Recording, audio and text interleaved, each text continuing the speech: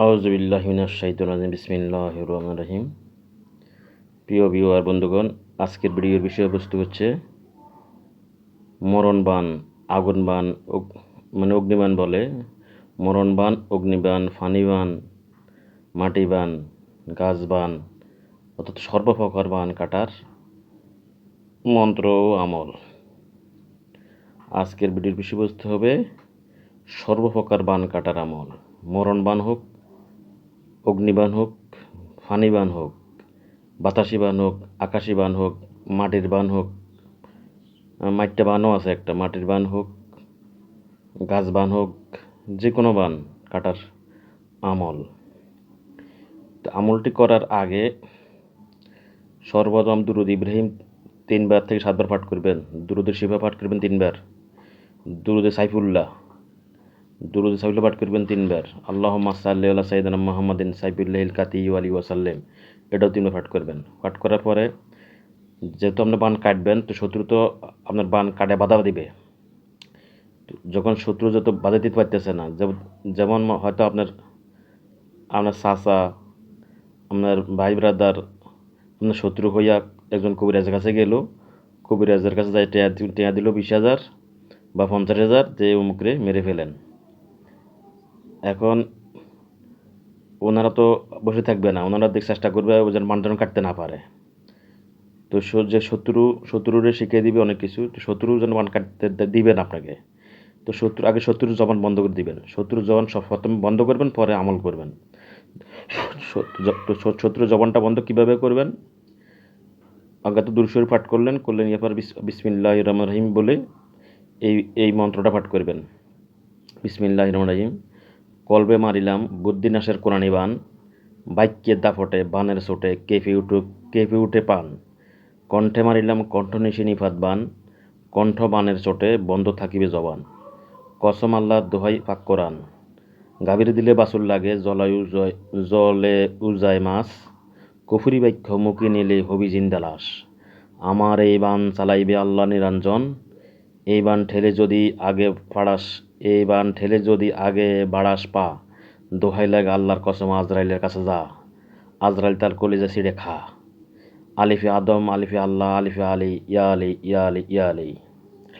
যদি আমার এই কথা লড়ে চড়ে সমস্ত ইবলিশ শয়তান আদমের সিজদা করে, যদি আমার এই কথা লড়ে চড়ে সমস্ত শিবলি মোয়াক্কেল ও তান্ত্রিক জিন আল্লাহর সাথ জাহান্নামে পড়ে। এটা একবার পাঠ করে বুকে ফুঁদে দিবেন, বাস। তাহলে আপনার বান আর আপনার ফিরে দিতে পারবে না এবং কাটতে পারবে না, আপনার কাজে বন্ধ দিতে পারবে না। গেল। এরপর আপনি কী করবেন? তার যদি সে কোনো খেয়াল করেন যে আপনার যদি কাশপ খোলা থাকে, অথবা যদি তুলে আসে কাশপ খোলা থাকে, যদি দেখতেছেন হেরা আপনাদের আটকানোর চেষ্টা করতেছে, তাহলে হেগো মন্ত্র স্তমন করে দিবেন। মন্ত্র স্তমন করবেন কীভাবে? সে মন্ত্রটা বলতেছি। ব্রহ্ম অস্ত্র আসন্ন পঞ্চ আঙ্গুল করি স্তম্ভন, কালী মন্ত্র যোগী মন্ত্র 5 আঙ্গুলের গিট স্পন্দন, সাড়ি মন্ত্র করি জপ, অগুরির মুখ স্তম্ভন হয়ে থাক। শ্মশানকালী কালীঘাট কালভৈরবী মন্ত্র জপি, কালভৈরবী মন্ত্র জাগ। আমার শরীরে যে করিবে ঘা, তাহার মন্ত্রশক্তি স্তম্ভন হইয়া থাক। সালানি জিন ছাড়িলে বান, তাহার দেহে লইবি স্থান। না হইলে বাঁধিব তোরে, হবে তোর নরকে স্থান। ডাকিনী যোগিনী আছে যত অপদেবতা, কৈলাস পর্বতে দোহাই লাগে, তাহার সব কিছু স্তমন হইয়া যা। বাক্য জানি হবে না লড়চড়, দোহাই দিলাম বিদ্যা তোর মহাশিব শঙ্কর।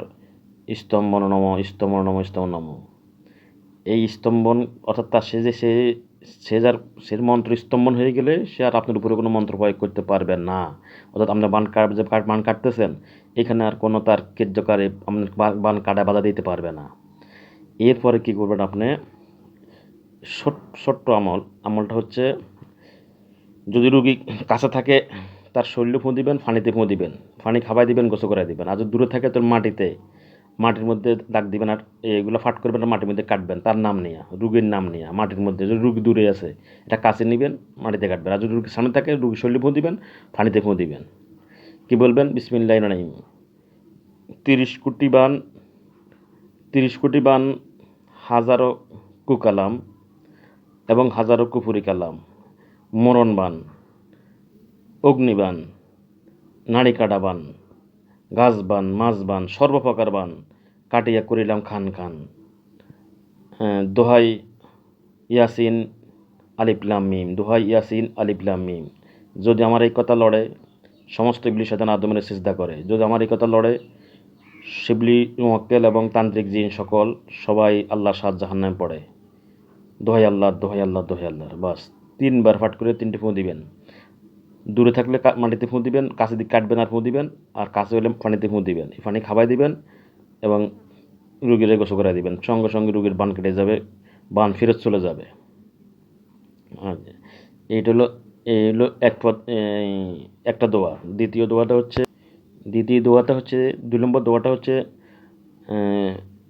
আমরাবু আবরান, আবরামু আমরান ফাইন্না মুবরিমুন। আবার বলতেছি, আবরামু আমরান ফাইন্না মুবরিমুন। এটা 21বার পাঠ করে 21টা ফুঁ দিবেন পানিতে। যদি রুগী দূর থাকে তাহলে মাটিতে কাছে দিয়ে কাটবেন আর ফুঁ দিবেন। ঠিক আছে? এই দোয়াটা 21বার পাঠ করে ফুঁ দিবেন। আর ওই নিয়ত করবেন যে মরণ বান হোক, নারিকাটা বান হোক, অগ্নিবান হোক, গাছ বান হোক, মাছ বান হোক, স্থল বান হোক, আকাশ বান হোক, যে কোনো বান হোক, সর্বপ্রকার বান কেটে হোক খান খান। আম্মাবুর আমরান ফাইন্না মুবরিমুন, এটা করে ফোন দিবেন। 3 নম্বর ফাঁক করবেন ওয়া মাকার আল্লাহ আল্লাহ খার মাকিরিন, এটা 7বার পাঠ করবেন। এরপর পাঠ করবেন সেল কাপ 3বার, সেল কাপ। এরপর পাঠ করবেন সূরা তরিকের শেষ 3 আয়াত 7বার। ইন্নাহুম ইয়াকিদুনা কায়দা ওয়া ওয়াকিদুনা কায়দা ফামাহিলিল কাফিরিনা আমহিলহুম রুয়াইদা, এটা 7বার পাঠ করে 7টে ফুঁ দিবেন। এরপরে পাঠ করবেন সূরা আম্বিয়ার 69-70। বিসমিল্লাহির রহমানির রহিম। ইয়া নারু কুনি বারদাও ওয়া সালামান আলা ইব্রাহিম ওয়া আরাদু বিহি কাইদান ফাজআলনাহুমুল আকসারিন। ওয়া আরাদু, এটা পড়বেন 7বার। ওয়া আরাদু বিহি কাইদান ফাজআলনাহুমুল আকসারিন, এটা পড়বেন 7বার। এরপরে সর্বশেষ পড়বেন সূরা আনফালের 17 নম্বর আয়াত। ফালাম তাকতুলহুম ওয়ালাকিন্নাল্লাহা কাতালহুম ওয়ামা রামাইতা ইজ রামাইতা ওয়ালাকিন্নাল্লাহা রামা, এটা পড়বেন 7বার। এরপর আবার দুরূদ শরীফ পাঠ করবেন। এর ফাঁকে সূরা নাস 7বার, সূরা ফালাক 7বার অথবা 3বার পাঠ করে ফুঁ দিবেন। মাটিতে হলে যদি দূরে থাকে মাটিতে ফুঁ দিবেন, কাছে থাকলে পানিতে ফুঁ দিয়ে তারা পানি খাওয়াই দিবেন, পানি দিয়ে গোসল করে দিবেন। এবং সেল কাপ তো 3বার পাঠ করবেন। এরপর সর্বশেষে দুরূদ ইব্রাহিম আবার 3বার পাঠ করবেন। সর্বশেষ এমন কোনো বান নাই পৃথিবীতে যে বান ধ্বংস হবে না। যত বড় বান হোক, যত বড় নারিকাটা বান হোক, সব সাথে সাথে ধ্বংস হয়ে যাবে। পানি খাবার দেওয়ার সাথে সাথে ধ্বংস হয়ে যাবে, গোসল করে দেওয়ার সাথে সাথে ধ্বংস হয়ে যাবে। হ্যাঁ, রুগীর সঙ্গে সঙ্গে সুস্থ, একবারে সাথে সাথে, মানে 10 মিনিটের ভিতরে রুগী সুস্থ হবে। তো ওই আগে প্রথম যে মন্ত্রটা পড়ছি, কলবে মারিলাম বুদ্ধিশান করে নেবান, এটা পাঠ করবেন বেশি বেশি পাঠ করে তার ফুঁতে দিবেন। ইয়ার শরীর বন্ধ করার তাবিজ দিয়ে দিবেন, তাহলে দ্বিতীয়বার আর করতে পারবে না। আর পানিগুলো 7 দিন খাবে, 7 দিন খাবে, 7 দিন খাইলে 7 দিন ভিতরে যত কিছু করো কোনো বান আর কাজ করবে না। এরপরে দেব বান রিটার্ন দেওয়ার মন্ত্র, এটা হলো বান কাটবেন। এরপর আবার যদি বারবার করতেছে বারবার বান করতেছে, তাহলে বান রিটার্ন মারবে, রিটার্ন। হ্যাঁ, এটা দিব। এরপর পরবর্তীতে ওই আমলটা দেব, বান রিটার্ন দেওয়ার। মানে আপনার শত্রু যদি আপনার দেখি বারবার বান মারতেছে, শত্রু কী করবেন আপনার বাঁচতে হবে। তাহলে বানটা রিটার্ন মারবেন। ওই কবিরাজরে মারবেন না, মারবেন যে গেছে কবিরাজের কাছে করাইতে, যে কবিরাজের টাকা দিয়ে কাজ করাইছে তার উপরে, তার নাম ধরে তার উপরে রিটার্ন দিবেন। কথা বলছেন? কবিরাজের উপরে রিটার্ন দিবেন না, দিবেন যে করাইতে গেছে তার উপরে রিটার্ন দিবেন বান। সে ভিডিওটা সামনে দেবো ইনশাআল্লাহ। আমার তৌফিক ইল্লা বিল্লাহ ওয়া মা আলাইনা ইল্লা বালাগ।